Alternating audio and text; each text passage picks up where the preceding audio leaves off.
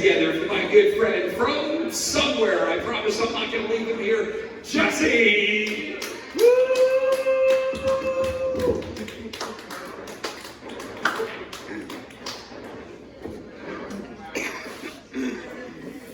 All right. Woo! Dating in 2026 is really something.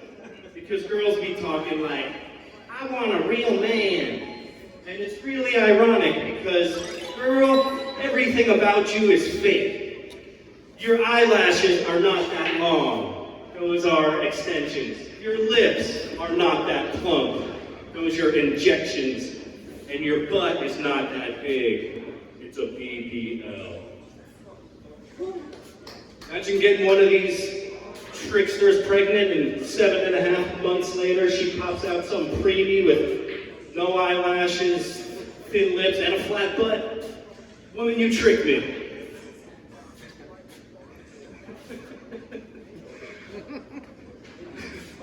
Let's do a little history here of remote controls, because when you really think about this, it's something.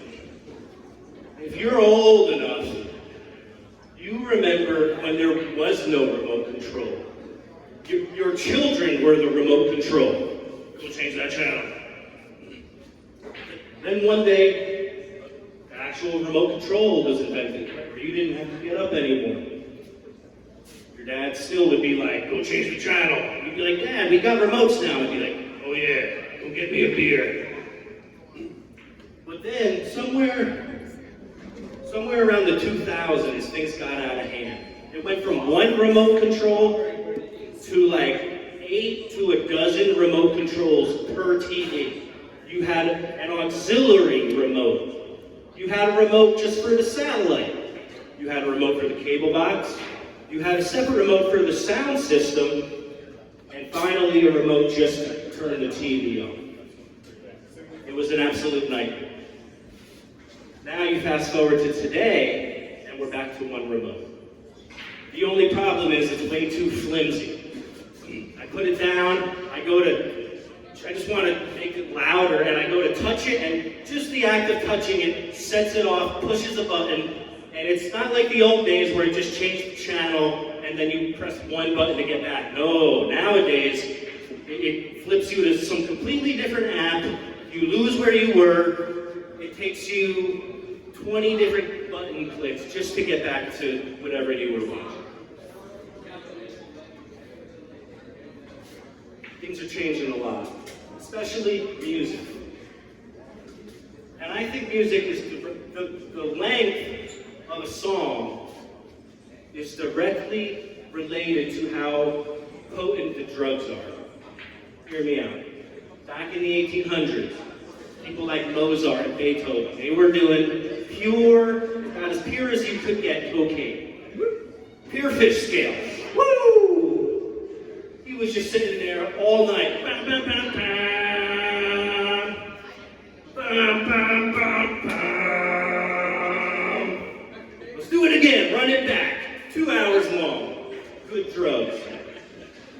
Then we went to, I'd say somewhere around the 60s is when it started to change, because the music was still really good. The drugs were cut just right, because they shortened it down a little bit to about 4 to 6 minutes per song, and that was some good shit. But now you fast forward to today, and it's an absolute train wreck. The drugs are so cut that our songs are less than 2 minutes now. Your favorite song is less than a minute, I guarantee it. And that's because I call it getting bent on the fence. Half your favorite artists are in the booth, all pilled out, fucked up, making songs, man. Woo! That's a wrap. 8 seconds long. Cut it, publish it, put it on Spotify. Alright, here's one for the pool players. You ever notice how you can have 100 pieces of chalk on the table, and no matter what you do, you go to find one, and it's always on the opposite side of the table? Weird how that happens. Physics. And what's the deal with everything bagels? Everything? That's a bold claim. You can't take a plain bagel, add minced onions, garlic, poppy seeds, and whatever those little black seeds are called, and call it everything. That's not everything. No, if it really had everything, it would have pepperoni, sprinkles, and a single raisin on top, just to keep you home. Single raisin. People are always asking, where are all the aliens? Well, they're out there. They just don't stop here. Because Earth is the ghetto of the galaxy. This is the cosmic gas station that you don't stop at. Aliens are driving by. Roll the windows up. Here comes Earth. Lock the doors. Don't make eye contact.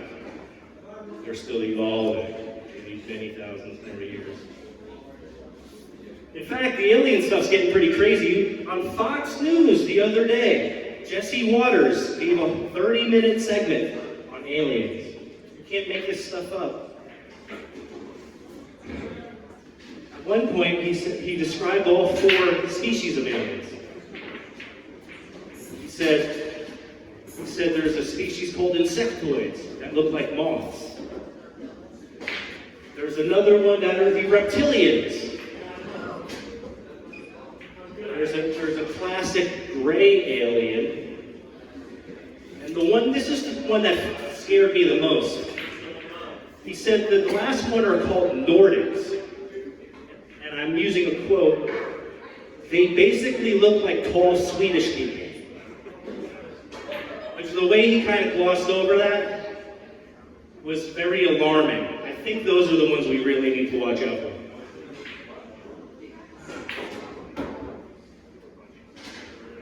So I'm walking my dog the other day, and he bends over and he goes to take a poop. And right at that moment, there's a pedestrian walking towards me. High stakes. It's a residential neighborhood, somebody's lawn. There's not many options in this situation. You can either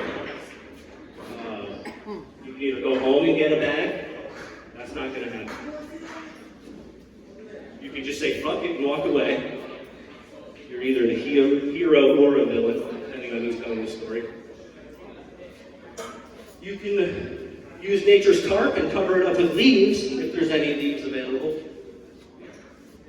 But I didn't do any of that. I decided to go with the mind technique and rummage around like I'm looking for a bag, waiting for him to pass. And right when I thought I was clear, he stopped across the road. Traffic coming, he's standing right there. I couldn't break barrier. But at this point, I had checked every pocket. I patted myself down like a TSA.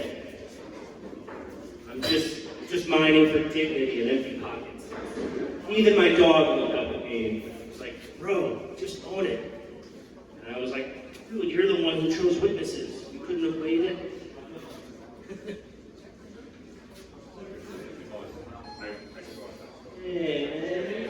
Oh, now I carry bags on me. Not for poop, but for performance.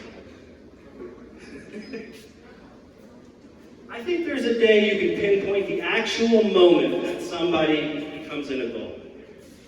And it's the day they appreciate socks as a Christmas gift.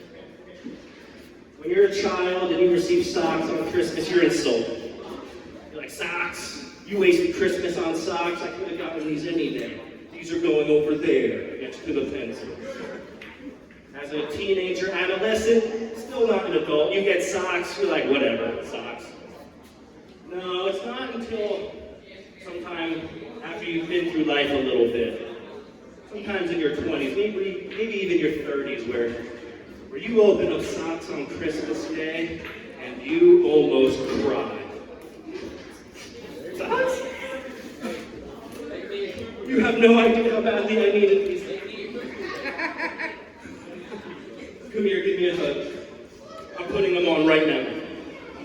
And then you're there in front of the whole family, tearing through socks and clothes, and you're so excited to put it on. But what are there? There's 1,000 little tag bars holding it together. Unnecessary. So you're patient at first, and you cut them. down to the last one. And you're impatient, you tear it. Snap. And you rip a single thread. But that's all it takes for that thread to eventually unravel. And I'm convinced there's a man overseas going, so American, so fat and impatient, couldn't wait to put sweater on his large body. Tear single thread, soon he must buy a new sweater. And in the background, you're listening to Weezer. If you want to destroy my sweater, pull this thread as I walk away. That's my time, thank you!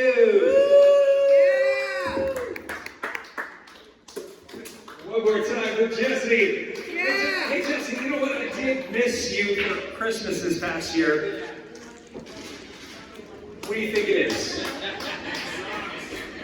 That's what it is. Socks. And I think they'll get all excited. Oh my God! I have no idea how ready to do.